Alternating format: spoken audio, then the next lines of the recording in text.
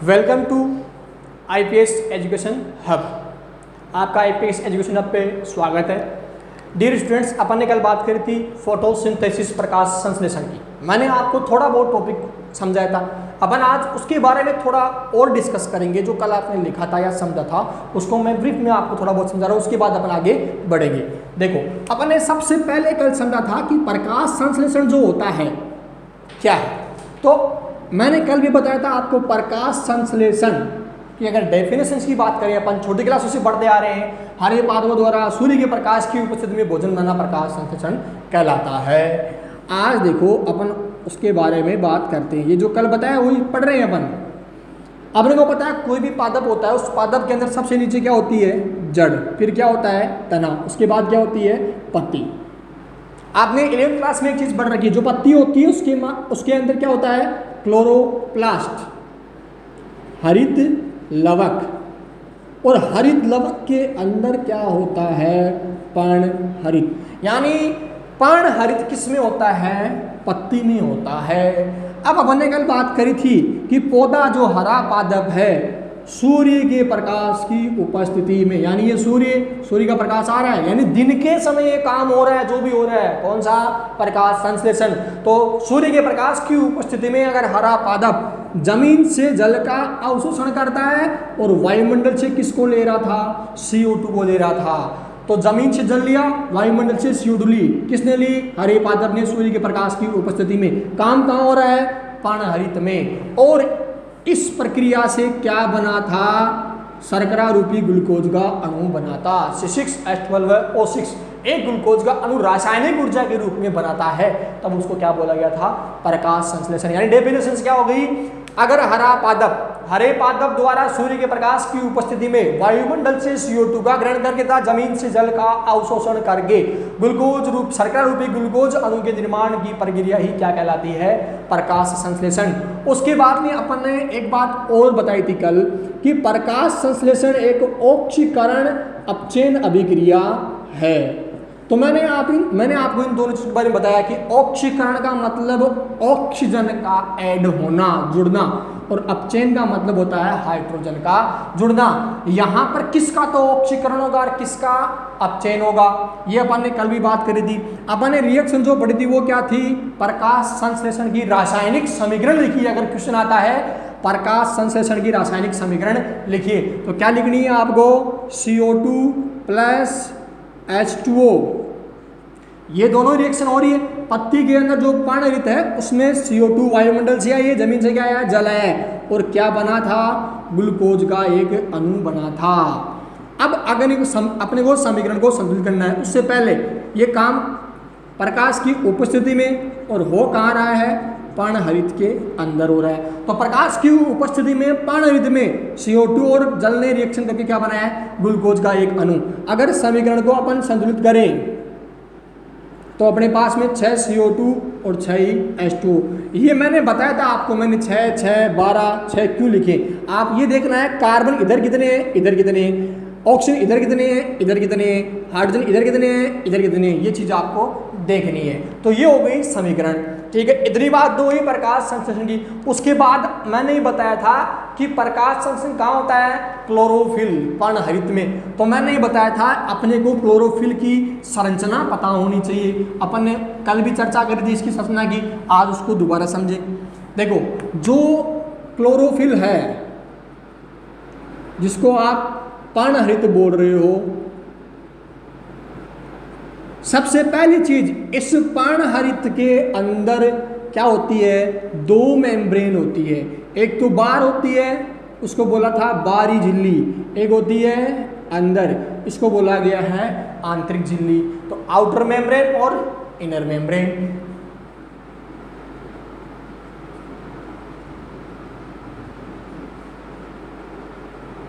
ये तो मेम्ब्रेन हो गई। उसके बाद में अपन ने बात करी थी इस क्लोरोफिल के अंदर कुछ संरचनाएं होती है, और उन संरचनाओं का नाम मैंने बताया था आपको, थाइलेकोइड।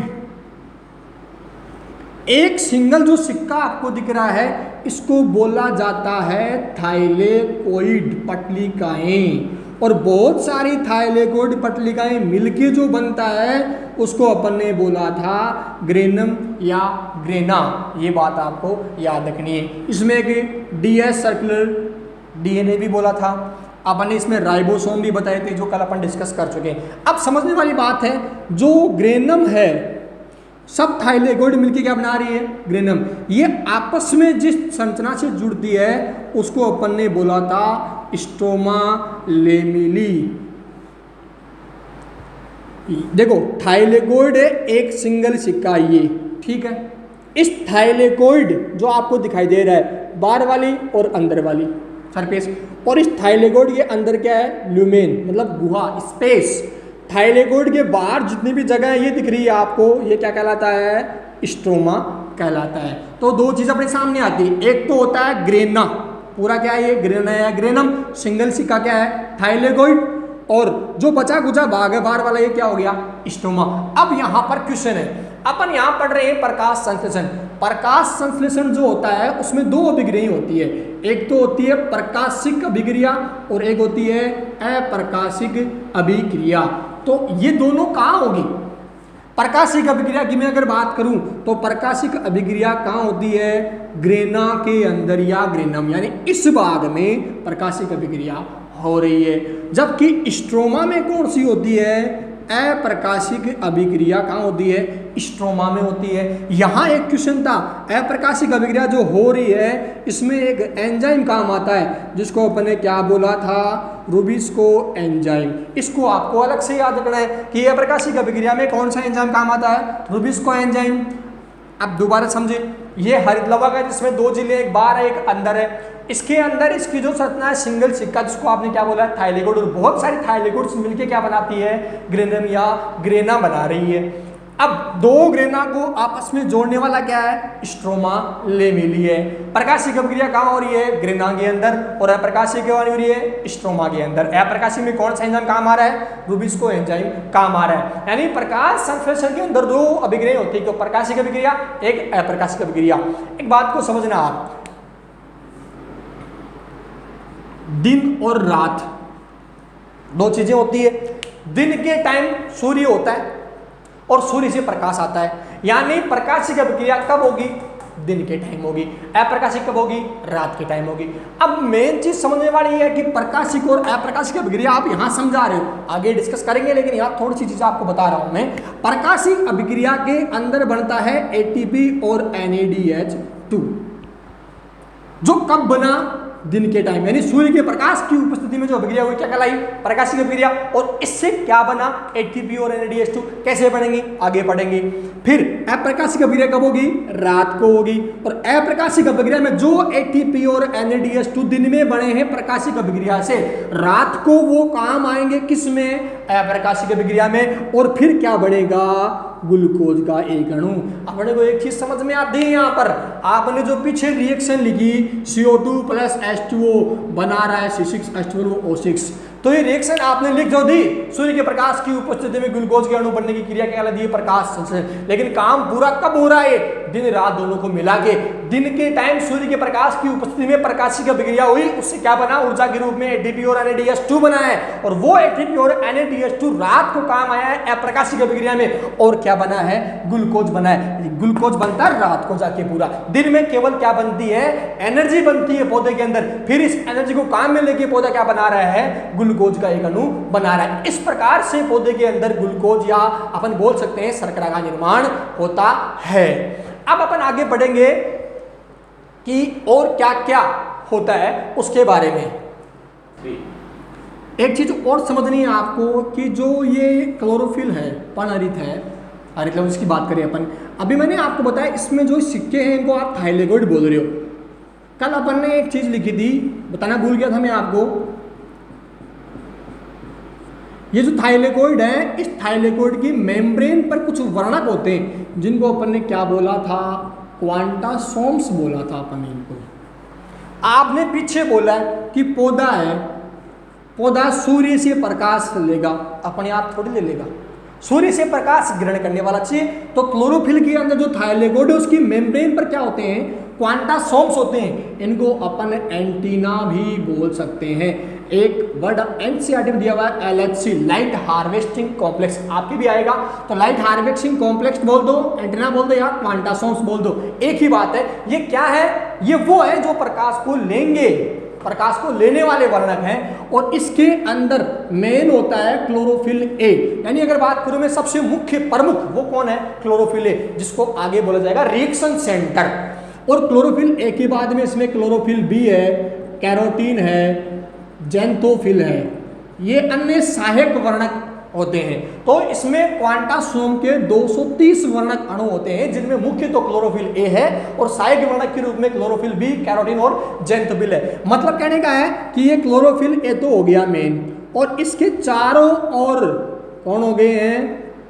सहायक वर्णक। कहने का मतलब डॉन हो गया अपना, कौन? क्लोरोफिल ए डॉन है। और इसके जो आजू बाजू में फिरने वाले गुंडे वो कौन हो गए हैं? कैरोटीन, क्लोरोफिल बी और जेंथोफिल, ये हो गए गुंडे। और मेन डॉन कौन हो गया अपना? क्लोरोफिल ए, जो क्या लेगा? प्रकाश को लेगा, और आगे प्रकाशिकी अभिक्रिया पूरी होगी। तो इस चीज को आपको अलग से याद रखना है। आगे अपन बात करेंगे, अपन ने पीछे पढ़ा है प्रकाश की डेफिनेशन, उसके बाद अपन ने पढ़ा है क्लोरोफिल की संरचना। उसमें आप मैंने समझा है कि प्रकाश संश्लेषण में दो अभिक्रिया होती है, प्रकाशिक अभिक्रिया और अप्रकाशिक अभिक्रिया। प्रकाशिक अभिक्रिया दिन के टाइम होगी, जिसमें ATP और NADPH2 बने थे, और वही ATP और NADPH2 तो दिन में बने हैं, रात को काम आए थे किसमें? अप्रकाशिक अभिक्रिया में, जिसमें रुबिस्को एंजाइम की उपस्थिति में क्या बनता था? ग्लूकोज बन रहा था। अपन पढ़ेंगे आगे वो कैसे बनेगा, उसका भी एक चक्कर है, C3 चक्र बोलते हैं उसको, केल्विन साइकिल। आगे अपन बात करेंगे प्रकाश संश्लेषी वर्णकों की, कि प्रकाश संश्लेषण में जो वर्णक काम आ रहे हैं उनकी अपन बात करेंगे। तो यहाँ पे लिखा है, देखो, पादपों में प्रकाश ऊर्जा का अवशोषण वर्णकों द्वारा किया जाता है। यही बात अपन बोल गए कि प्रकाश को लेने वाला चाहिए, कोई देने वाला तो लेने वाला भी चाहिए। तो वो लेने वाला कौन है? अवशोषण वर्णकों द्वारा किया जाता है। अपन ने बात की थी ना क्वांटासोम्स, तो क्वांटासोम्स वो चीज है जो प्रकाश को लेगा, इसलिए इन्हें प्रकाश संश्लेषी वर्णक कहते हैं। पौधों में अगर मैं बात करूं तो मुख्यतः देखो ध्यान से, पर्णहरित, कैरोटीनॉइड्स और फाइकोबिलिन्स नामक वर्णक उपस्थित होते हैं। यानी पौधों में प्रकाश को लेने वाले वर्णकों की अगर मैं बात करूं तो सबसे पहला पर्णहरित। पर्णहरित में अपन ने बात क्या करी थी? Chlorophyll A, B, carotenoid, xanthophyll करी थी ना। अब देखो पर्णहरित, फिर कैरोटीनॉइड्स, तीसरा फाइकोबिलिन्स, ये तीनों होते हैं। मैं आपको तीनों बताऊंगा। सबसे पहले बताऊंगा पर्णहरित के बारे में, उसके बाद बताऊंगा कैरोटीनॉइड्स के बारे में, उसके बाद बताऊंगा फाइकोबिलिन्स के बारे में। तो अपन सबसे पहले बात करते हैं पर्णहरित की। तो लिखा है पर्णहरित हरे रंग का प्रकाश संश्लेषण में प्रयुक्त होने वाला मुख्य वर्णक है। छोटी क्लास उसे पढ़ते आ रहे अपन। पर्णहरित या पत्ती का हरा रंग किसकी वजह से होता है? पर्णहरित की वजह से होता है। ये लिखा है, ये पर्णहरित हरे रंग का प्रकाश संश्लेषण में प्रयुक्त होने वाला मुख्य वर्णक है। यानी पर्णहरित का कलर कैसा है? हरा है, और इसी के कारण पत्ती कैसी होती है? हरी। अगर कोई पत्ती पीली पड़ गई तो उसमें पर्णहरित नष्ट हो गया है। ये पढ़ोगे आप चैप्टर नंबर 8 में, जो आपका 8वां चैप्टर बुक का, उसमें जितने भी तत्व हैं, सोडियम है, मैग्नीशियम है, सल्फर है, जिंक है, ये तत्व इनके बारे में बताएगा। जितने तत्व उनके बारे में बताएगा, कौन से तत्व की कमी से कौन सा रोग होता है। जैसे जो मटर है उसमें मार्च स्पॉट रोग होता है, जई उसका रोग दे रखा है, तो ग्रे स्पिट रोग फूलगोभी में, ये कई रोग दे रखे हैं। तो आप वहाँ 8वें चैप्टर में इनके बारे में पढ़ोगे। नेक्रोसिस बोलते हैं इसको। पादप जगत में लगभग 7 प्रकार के क्लोरोफिल वर्णक पाए जाते हैं। यानी पर्णहरित या क्लोरोफिल की बात करूं तो पादप जगत में होते हैं कितने? 7। पहला chlorophyll A, chlorophyll B, chlorophyll C, chlorophyll D, chlorophyll E. उसके बाद है बैक्टीरियोविरिडिन। क्या बोला मैंने? Bacterioviridin, bacteriochlorophyll. तो chlorophyll A B C D, ये तो नॉर्मल हो गया। 2 कौन से हो गए? बैक्टीरियोविरिडिन और बैक्टीरियोक्लोरोफिल। इन 7 में सबसे मुख्य सार्वत्रिक जो सब जगह मिलेगा वो तो कौन है? Chlorophyll A. और सहायक वर्णक कौन होगा? Chlorophyll B. ये आपको अलग से याद रखना है। उसके बाद अपन बात करेंगे पर्णहरित की संरचना की। अपन पीछे पूरी संरचना पढ़ गए, क्लोरोफिल की संरचना अपन पूरी पढ़ गए। यहाँ थ्योरी जो आपको याद रखनी, क्योंकि अपन यहाँ राजस्थान बोर्ड की तैयारी करें तो राजस्थान बोर्ड में आपको कॉन्सेप्ट समझा दिया, उससे काम नहीं चलेगा, अपने को थ्योरी भी याद होनी चाहिए। देखो पर्णहरित की संरचना सन 1912 में सर्वप्रथम विल्स, टाटर, स्टाल और फिशर 3 वैज्ञानिक थे। कौन कौन था? सबसे पहला कौन था? विल्स, टाटर, दूसरा कौन है? स्टाल, तीसरा कौन है? फिशर। इन तीनों वैज्ञानिकों ने क्लोरोफिल की रासायनिक संरचना का अध्ययन किया था। क्लोरोफिल एक ध्रुवीय अणु, इन्होंने ये बताया कि क्लोरोफिल क्या है? एक ध्रुवीय अणु। ध्रुवीय किसको बोलते हैं अपन? प्लस माइनस जिसमें हो उसको क्या बोलते हैं? ध्रुवीय बोलते हैं अपन। तो क्लोरोफिल एक ध्रुवीय अणु है जिसमें एक सुविकसित पोरफायरिन वलय होती है, यानी इसमें एक वलय पाई जाती है। क्लोरोफिल अणु का शीर्ष जो होता है, सबसे ऊपर का भाग जो क्लोरोफिल का है उसमें 4 पायरोल वलयों के विन्यास से बना होता है, यानी सबसे ऊपर का भाग है उसमें कितनी वलय होगी?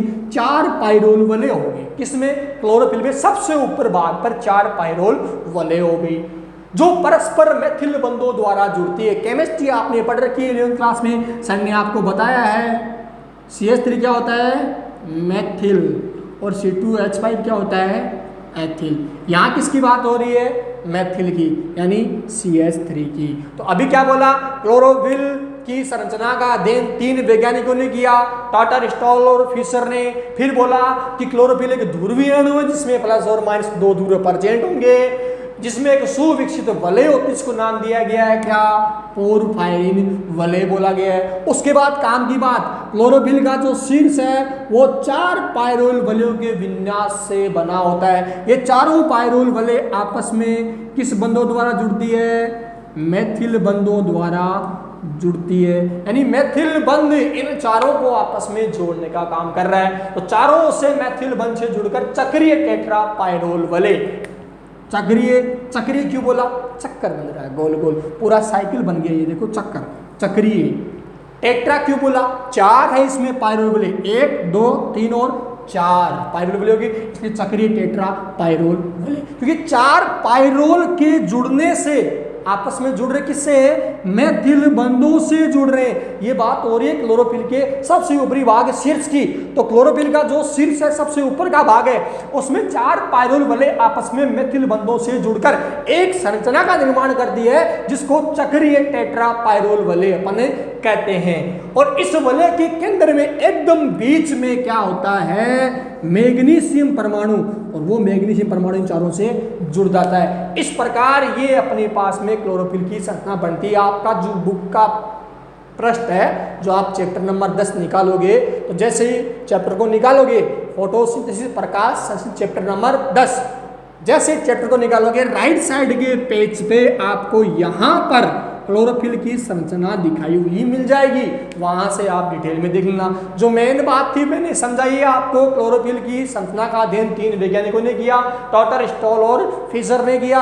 क्लोरोफिल जो है वो एक ध्रुवीय संरचना जिसमें प्लस और माइनस ध्रुव प्रेजेंट होते हैं, और इसमें एक पोरफायरिन वलय होती है। वलय कैसे बनती है? सबसे पहले 4 पायरोल वलय शीर्ष पर होती है जो आपस में किससे जुड़ती है? मैथिल बंधों द्वारा आपस में जुड़ती है, और मैथिल बंध से जुड़कर एक चक्रीय, चक्कर के रूप में टेट्रा 4 पायरोल वलय बनता है। चक्रीय टेट्रा पायरोल वलय बनती है जिसके बीच में क्या होता है? मैग्नीशियम परमाणु होता है। उसके बाद में आपको 2 चीज याद रखनी है, क्लोरोफिल A का अणुसूत्र और क्लोरोफिल B का अणुसूत्र। सब कुछ सेम है, थोड़ा सा डिफरेंस है। क्लोरोफिल A का अणुसूत्र C55H72O5N4Mg, क्लोरोफिल B का C55 का 55 ही है, H72 की जगह कितना आ गया है? 70। एक डिफरेंस तो ये हो गया। O5 की जगह क्या आ गया है? O6, बाकी सब सेम है, यानी 2 चीजें चेंज हुई है। क्लोरोफिल A में C55H72O5N4Mg, क्लोरोफिल B में C55H70O6, यानी H में कम हो रहा है, O में बढ़ रहा है, N4Mg सेम है। दोनों का कलर, क्लोरोफिल A होता है नीले हरे रंग का, क्लोरोफिल B होता है पीले हरे रंग का। इस बात को आपको ध्यान में रखना है। आगे अपन बात करेंगे, अपन ने पहले बात करी है पर्णहरित की। 2 नंबर पे मैंने क्या बोला था आपको? कैरोटीनॉइड्स। 3 नंबर क्या था? फाइकोबिलिस। तो 2 नंबर की बात करेंगे अपन कैरोटीनॉइड्स। कैरोटीनॉइड्स दूसरा सहायक वर्णक है जो प्रकाश संश्लेषण में काम आता है। कैरोटीनॉइड सामान्यतः पादपों में क्लोरोफिल के साथ पाए जाने वाले वर्णक है। देखो मेन तो क्या हो गया? पर्णहरित क्लोरोफिल हो गया। फिर क्लोरोफिल के साथ में अपन ने पीछे संरचना में पढ़ा है chlorophyll A, B, carotenoid, xanthophyll, वो एक साथ पढ़ा था। अब यहाँ पर तरीके से बताया इसको अलग अलग कि कैरोटीनॉइड जो होता है वो पर्णहरित के साथ में सहायक वर्णक के रूप में पाए जाने वाले अणु है, अतः ये सहायक वर्णक कहलाते हैं, सहायता करते हैं इसलिए सहायक वर्णक हो गए। कैरोटीनॉइड्स आपको याद रखने दो प्रकार के होते हैं, कैरोटीन और ज़ैंथोफिल। तो पहला तो हो गया क्या, कैरोटीन, दूसरा क्या हो गया, ज़ैंथोफिल। कैरोटीन जो होता है ये केवल कार्बन और हाइड्रोजन परमाणु युक्त होते हैं, यानी कैरोटीन में केवल कार्बन और हाइड्रोजन ये दो ही पाए जाते हैं। तो कैरोटीन कार्बन और हाइड्रोजन से मिलकर बनता है और इसका रंग कैसा होता है, लाल। क्वेश्चन है जो भी मैं गोले बना रहा हूँ ये आपको याद रखना है, कैरोटीन कार्बन और हाइड्रोजन परमाणु युक्त होते हैं और इसका रंग कैसा होता है, लाल। आपको तीनों उदाहरण याद रखने हैं कैरोटीन के, लाइकोपीन, अल्फा कैरोटीन और बीटा कैरोटीन। जबकि ज़ैंथोफिल होता है इसमें कार्बन हाइड्रोजन के अलावा एक और दिया हुआ है, क्या, ऑक्सीजन। तो कार्बन हो गया, हाइड्रोजन हो गई और ऑक्सीजन, ये तीनों होते हैं किसमें, ज़ैंथोफिल के अंदर। और इसका रंग कैसा होता है, पीला। कैरोटीन कैसा है, लाल। ज़ैंथोफिल कैसा है, पीला। कैरोटीन में क्या होता है, कार्बन हाइड्रोजन, जबकि ज़ैंथोफिल में क्या होता है, कार्बन हाइड्रोजन और ऑक्सीजन तीनों। उसमें तीन उदाहरण, लाइकोपीन, अल्फा कैरोटीन और बीटा कैरोटीन। जबकि ज़ैंथोफिल में ल्यूटीन, जियाज़ैंथिन, क्रिप्टोज़ैंथिन और नियोज़ैंथिन। चार याद रखने आपको, ल्यूटीन, जियाज़ैंथिन, क्रिप्टोज़ैंथिन, नियोज़ैंथिन, यो या कैरोटीनॉइड्स। फिर तीसरा आता है फाइकोबिलिन्स। फाइकोबिलिन्स जो होते हैं वो शैवालों में होते हैं। कौन कौन सी शैवाल में, नीली शैवाल में, लाल शैवाल में और हरे शैवालों में ये पाए जाते हैं। फाइकोबिलिन्स दो प्रकार के, फाइको एरिथ्रिन, फाइकोसाइनिन। सबसे पहला क्वेश्चन, फाइको एरिथ्रिन कैसा होता है, लाल रंग का।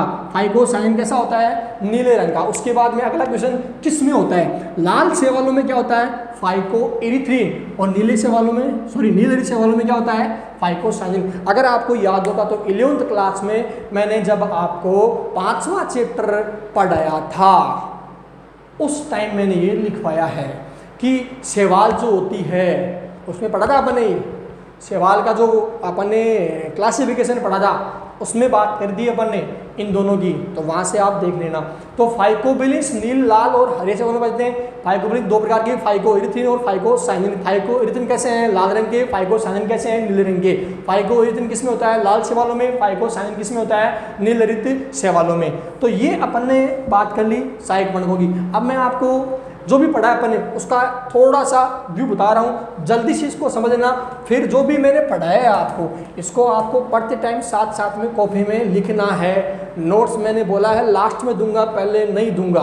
नोट्स तभी समझ में आएंगे जब आप ये साथ साथ में लिखोगे, वरना नोट्स समझ में नहीं आएंगे। तो मेरी रिक्वेस्ट आपसे यही है कि जो पढ़ाया जा रहा है उसको साथ साथ में ड्रॉ करना, समझते जाना। अब देखो अपन ने क्या पढ़ा, सबसे पहले अपन ने क्या पढ़ा था, प्रकाश संश्लेषण किसे कहते हैं, इसकी बात करी थी अपन ने, यानी प्रकाश संश्लेषण की परिभाषा की बात करती है अपन ने, ठीक है। उसमें मैंने बताया हरि पादपों द्वारा सूर्य के प्रकाश की उपस्थिति में जमीन से जल और वायुमंडल से CO2 गठन करके क्या बना रहा था, ग्लूकोज अणु के निर्माण की प्रक्रिया क्या कहलाती है, प्रकाश संश्लेषण कहलाती है। उसके बाद में अपन ने बोला था कि प्रकाश की अगर रासायनिक समीकरण लिखो प्रकाश संश्लेषण की, तब आपने ये लिखा था C6H12O6 6CO2 + 6H2O। प्रकाश की उपस्थिति में कहाँ हो रहा था, पर्णहरित में। ये रासायनिक समीकरण हो गई। उसके बाद में अपन ने क्या पढ़ा, उसके बाद में अपन ने पढ़ा पर्णहरित की संरचना, जिसमें मैंने आपको बताया पर्णहरित में दो लेयर होती है। इसमें जो मेन चीज़ है थाइलेगोइड, सिंगल सिक्का थाइलेगोइड, पूरा मिला के क्या था, ग्रेनम, बचा हुआ क्या था, स्ट्रोमा। मेन याद रखने वाली बात, ग्रेनम में कौन सी अभिक्रिया हो रही थी, प्रकाशिक अभिक्रिया, जिसमें क्या बन रहे थे, ATP और NADH2 ऊर्जा के रूप में। जबकि स्ट्रोमा में कौन सी हो रही थी, अप्रकाशिक अभिक्रिया, जिससे क्या बन रहा था, ग्लूकोज का अणु। इसमें एंजाइम कौन सा काम आ रहा था, रूबिस्को। तो मेन बात ये हो गई कि प्रकाश संश्लेषण में दो अभिक्रिया होती है, तो प्रकाशिक अभिक्रिया, एक अप्रकाशिक अभिक्रिया। प्रकाशिक अभिक्रिया हमेशा प्रकाश की उपस्थिति में होगी, जिससे क्या बनेंगे, ATP और NADH2। ये दिन के समय होता है और यही ऊर्जा जो दिन में बनी ATP और NADH2 रात को काम आएगी किसमें, अप्रकाशिक अभिक्रिया में, और क्या बनेगा, ग्लूकोज का अणु बनेगा रासायनिक ऊर्जा के रूप में। ऐसे प्रकाश संश्लेषण पूरा होता है। उसके बाद में अपन ने बात करी है अभी कि इसमें वर्णक कौन कौन से सहायक, तो आपने बोला है 3 वर्णक होते हैं इसमें। पहला पर्णहरित, दूसरा क्या बोला, कैरोटीनॉइड्स, तीसरा क्या बोला आपने यहाँ पर, फाइकोबिलिन्स। तो ये 3 इसके वर्णक हो गए, जिसमें मुख्य क्या हो गया, आपने बोला 7 होते हैं, किसमें, पर्णहरित में बोला ना, क्लोरोफिल ABCDE, 2 थे, बैक्टीरियोविरिडिन और बैक्टीरियो क्या बोला था, क्लोरोफिल, 7 थे। पर्णहरित जो है, इसमें मैंने आपको बताया कि पर्णहरित की संरचना 3 वैज्ञानिकों ने खोजी थी। अपन ने बात करी था टाटर, स्टाल और फिशर ने 1912 के अंदर इसकी बात करी थी। इसमें बोला कि इसमें 4 पायरुल वलय सबसे ऊपरी भाग पर होती है क्लोरोफिल की, जो आपस में मेथिल बंधों के द्वारा CH3 द्वारा जुड़ती है, बीच में क्या होता है मैग्नीशियम। इस प्रकार अपने पास में टेट्रा पायरुल वलय का निर्माण होता है जो एक ध्रुवीय संरचना है। पर्णहरित की बाद में इसमें आपको क्लोरोफिल ए का अणुसूत्र और क्लोरोफिल बी का अणुसूत्र याद रखना है। फिर अपन ने बात करी है कैरोटीन की। कैरोटीन 2 प्रकार के बताए थे आपको मैंने, वो आपको याद रखना है। कैरोटीनोइड्स, पहला था कैरोटीन, दूसरा था जेंथोफिल। कैरोटीन के 3 उदाहरण, जेंथोफिल के 4 उदाहरण आपको याद रखने हैं। फिर बात करिए फाइकोबिलिन्स की। फाइकोबिलिन्स में 2 प्रकार के, फाइकोएरिथ्रिन, फाइकोसाइनिन। फाइकोएरिथ्रिन कैसा है लाल, फाइकोसाइनिन कैसा है नीला। ये किसमें होता है लाल शैवालों में, किसमें होता है नीलरित शैवालों में। तो अभी तक अपन ने बात करी है प्रकाश संश्लेषण की परिभाषा की, फिर पर्णहरित की संरचना और इसमें वर्णक कौन कौन से काम आ रहे हैं उनकी अपन ने चर्चा यहाँ करी है। अब अपना जो चैप्टर है वो आगे स्टार्ट होगा, जो मेन चैप्टर है। अब आगे जो भी आपको वीडियो मिले उसको बहुत अच्छी तरीके से समझना है। मैं हर वीडियो को जब समझाऊंगा लास्ट में 10 मिनट उसको दोबारा समझाऊंगा, अच्छी तरीके से समझना है। मेन बात, प्रकाश संश्लेषण में 2 अभिक्रिया, प्रकाशिक अभिक्रिया और अप्रकाशिक अभिक्रिया, पूरा चैप्टर इस पे चलेगा अपना, प्रकाशिक अभिक्रिया और अप्रकाशिक अभिक्रिया। प्रकाशिक अभिक्रिया में क्या बढ़ता है ऊर्जा ATP और NADH2 के रूप में, और ये ऊर्जा जो इसमें बनी है वो काम आएगी रात को। अप्रकाशिक अभिक्रिया में क्या बनेगा ग्लूकोज का अणु। तो ये कैसे बनेगा, कैसे अभिक्रिया होगी, इन्हीं बातों की चर्चा अपन आगे करेंगे। आगे आने वाले वीडियो में आप अच्छे से पढ़ना, जो अभी तक पढ़ा है उसको लिख के तैयार रखना।